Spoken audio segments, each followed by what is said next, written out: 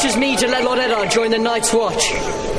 Stripped of all titles and powers, he would serve the realm in permanent exile. And my lady Sansa has begged mercy for her father.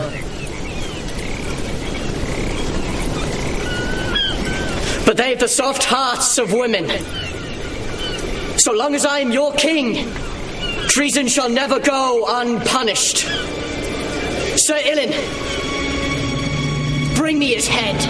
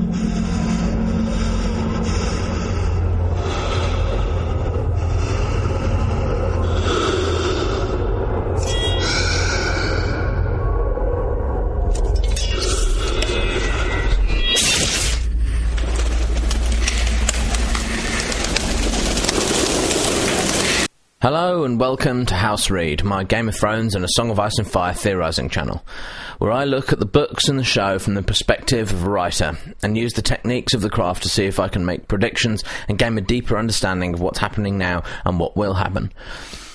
Recently, I've been thinking a lot about the death of Ned Stark, and the death of all of the Starks generally across the story. It could be argued that the death of Ned Stark was the catalyst that set in motion all of the events of the Game of Thrones. Ned Stark was the head of the Stark family on a righteous mission for justice, who made a mistake in underestimating the anger that his actions would create, and ended up suffering a horrible death by a Lannister blade. So what can the death of Ned Stark tell us about what could happen in the future of Game of Thrones? Well, it's my contention that this particular plotline follows the structure sometimes known as the Law of Threes. The rule of three or power of three is a writing principle that suggests that things that come in threes are inherently funnier, more satisfying, or more effective than other numbers of things. The reader or audience of this form of text is also thereby more likely to remember the information.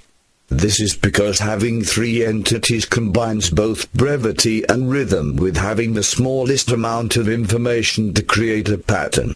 It makes the author or speaker appear knowledgeable while being both simple and catchy.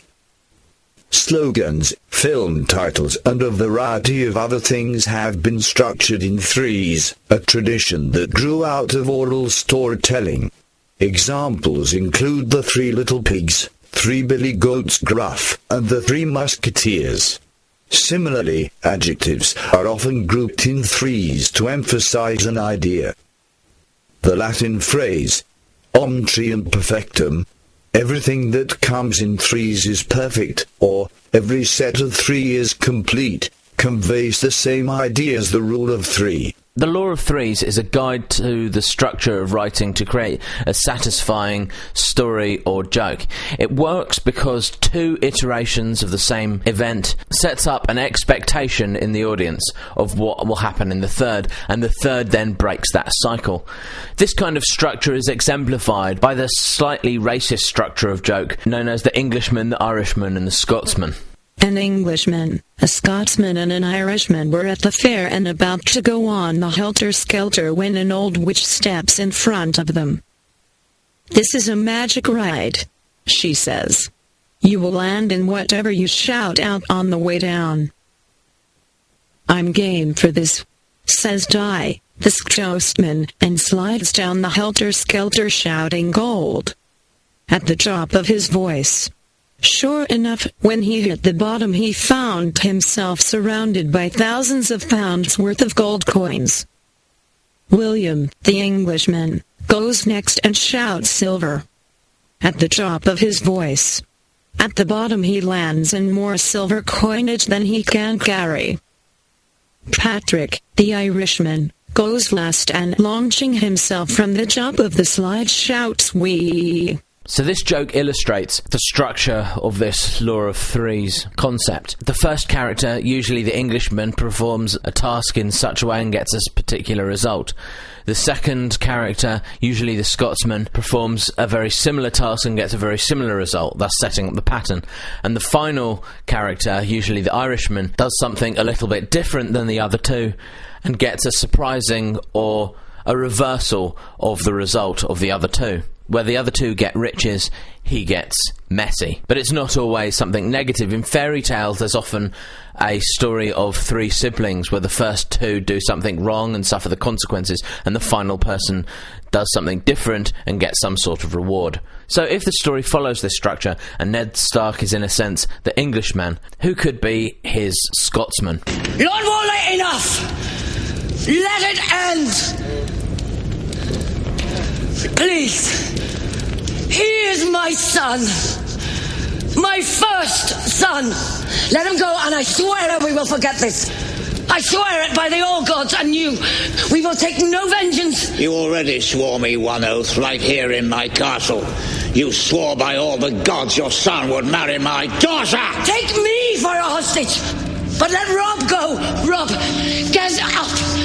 Get up and walk out. Please! Please! And why would I let him do that?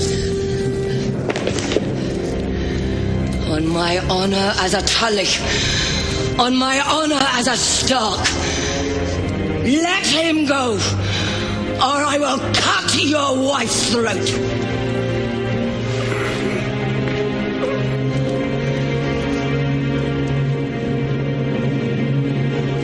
I'll find another.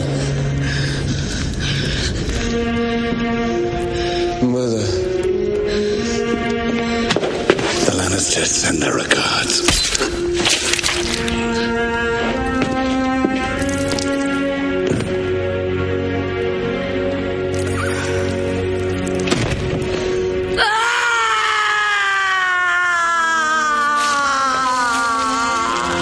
In a similar way to Ned Stark, Robb Stark was the head of the Stark family on a righteous mission, who made a mistake in underestimating the anger that his actions would engender, and his life was ended by a Lannister blade. There is only one character who could fit the profile of the Irishman in this three-part structure, and that person is of course Jon Snow.